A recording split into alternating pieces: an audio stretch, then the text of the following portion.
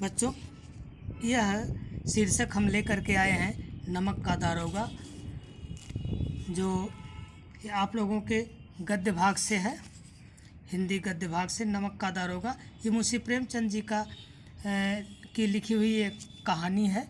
इस कहानी के माध्यम से आप अभी एक अच्छे चरित्र के विषय में देखेंगे कि इससे में चरित्र से हमें क्या शिक्षा मिलती है।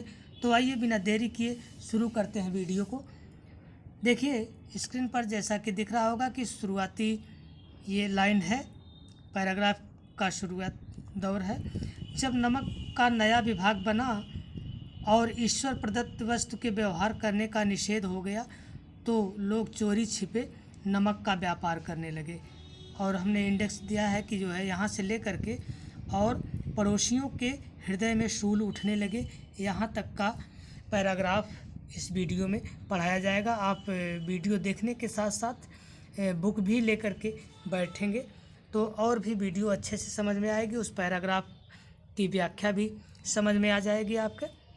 तो देखिए, जब नमक का नया विभाग बना और ईश्वर प्रदत्त वस्तु के व्यवहार करने का निषेध था, अर्थात ये ईश्वर प्रदत्त ही वस्तु थी, है भी, जो समुद्र के जल से प्राप्त होती है, समुद्र के खारे जल से नमक बनता है। और जब अंग्रेज़ों के समय में इस पर रोक लग गई थी तो उस समय हुआ क्या कि लोग चोरी छिपे इस नमक को बेचने लगे। जब ये नियम लग गया कि जो है नमक कोई ऐसे बेच नहीं सकता है, तो फिर और सबकी तो जो है चांदी कटने लगी कि लोग चोरी छिपे घूस दे करके भी अपना माल निकाल देते थे। कोई अनेक तरह तरह की तरकीबें लोग सोचने लगे। तो जो है अनेक प्रकार के छल प्रपंचों का सूत्रपात हुआ। कोई घूस से काम निकालता था, कोई चालाकी से। अधिकारियों के पौबारा थे, अर्थात मज़े ही मज़े थे।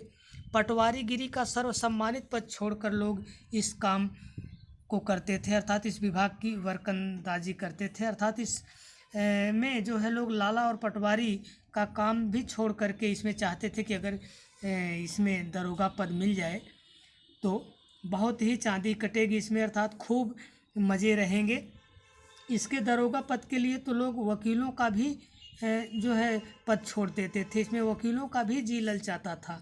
यह वह समय था जब अंग्रेजी शिक्षा और ईसाई मत के लोग एक ही वस्तु समझते थे। फारसी का बोलबाला था।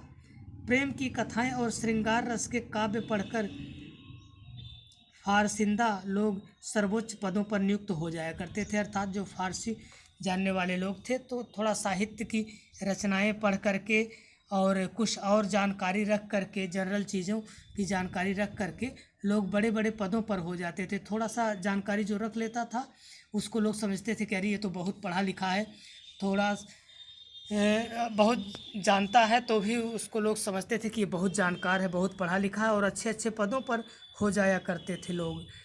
तो इसमें जो है यही किए मुंशी बंसीधर भी।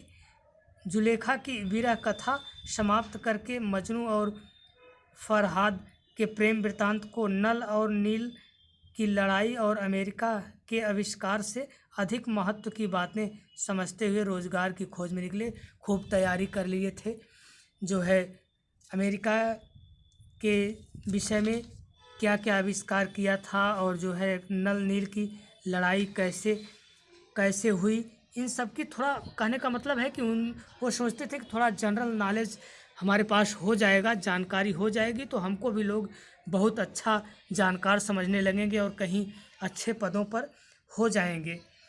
तो ऐसा करके वो नौकरी की तलाश में निकल दिए। जैसे हम सभी लोग, आप सभी लोग नहीं, जब नौकरी की तलाश में निकलते हैं तो उसके विषय में क्या क्या जानकारी रखनी है खूब जानकारी रख लेते हैं। तो उसी तरह से वो अभी नौकरी की तलाश में जब निकले तो सामान्य जानकारियाँ बड़े अच्छे से तैयार करके निकले।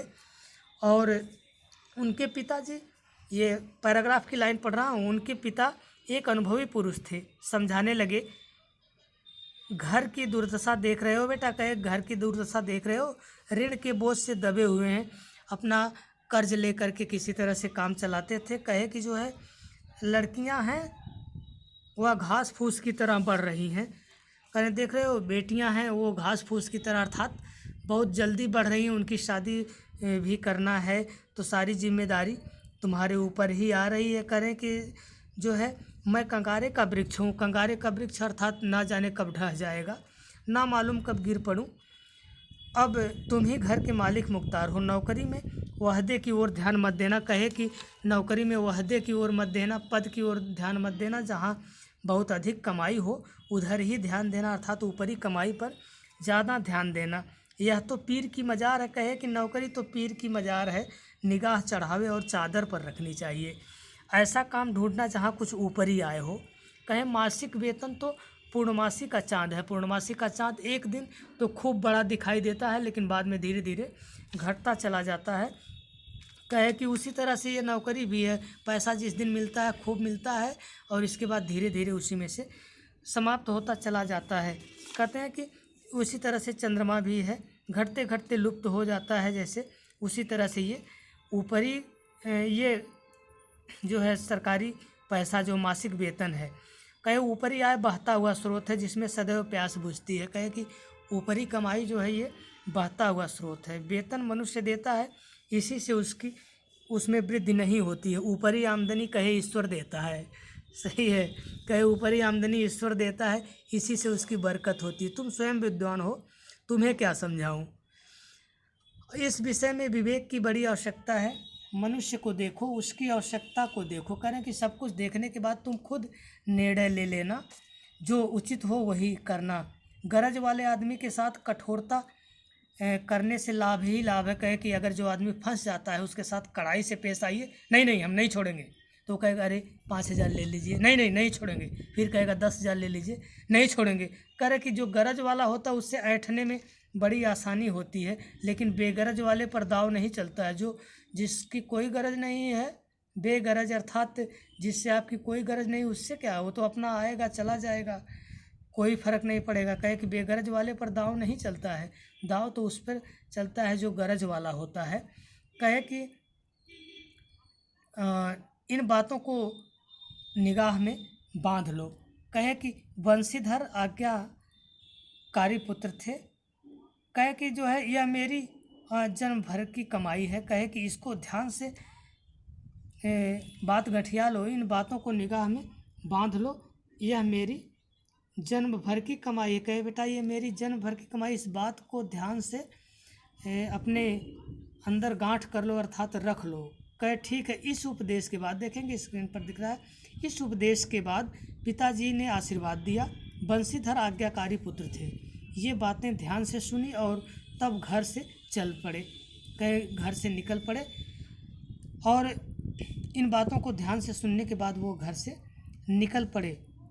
इस विस्तृत संसार में उनके लिए धैर्य, अपना मित्र, बुद्धि, अपनी पथ प्रदर्शक और आत्मावलंबन ही अपना सहायक था। कहे कि इस समय भी जो है वो क्या किए कि अपने मित्रता और अपने धैर्य को नहीं खोए। कहे ठीक है पिताजी जो भी करें, और जब चले तो अपने धैर्य को खोए नहीं, अपनी बुद्धि का हमेशा ध्यान रखते हुए चले। पथ प्रदर्शक क्या है, अर्थात रास्ता दिखाने वाली क्या अच्छी सोच है, इसको अपने अंदर बैठा करके तब निकले। आत्मावलंबन मीन्स अपना ही सहारा जो है सब कुछ समझ करके जब घर से निकले, लेकिन अच्छे शकुन से चले थे। जाते ही नमक विभाग में दरोगा के पद पर प्रतिष्ठित हो गए। कहे ठीक, ये सब सोच करके जब निकले तो वो दरोगा के पद पर प्रतिष्ठित हो गए, मतलब मिल भी गया वह पद उनको। वेतन अच्छा और ऊपरी आय का तो ठिकाना ही न था। जैसा कि हमने इसके पहले भी बताया कि उस विभाग में खूब घूसखोरी चलती थी, ऊपरी आमदनी भी खूब चलती थी। कहे मिल भी गया वही पद। वृद्ध मुंशी जी को सुख संवाद मिला तो फूले ना समाये। जब उनके पिताजी सुने कि मेरा बेटा नमक विभाग में हो गया दरोगा, तो फूले नहीं समाये। महाजन कुछ नरम पड़े, कलवार की आशा लता लहलहाई। पड़ोसियों के हृदय में सूल उठने लगे और पड़ोसी कहे अरे ये तो दरोगा पद पा गया, खूब कमाएगा, ये तो बहुत ज़्यादा बना लेगा। तो पड़ोसियों के हृदय में थोड़ा जलन सी उठने लगी, और स्वाभाविक भी होता भी है। जब कोई आदमी बढ़ता है तो लोग जलन करने लगते हैं, लेकिन ये सब ध्यान में नहीं देना चाहिए। तो बस आज की वीडियो में इतना ही। वीडियो पसंद आए तो लाइक और शेयर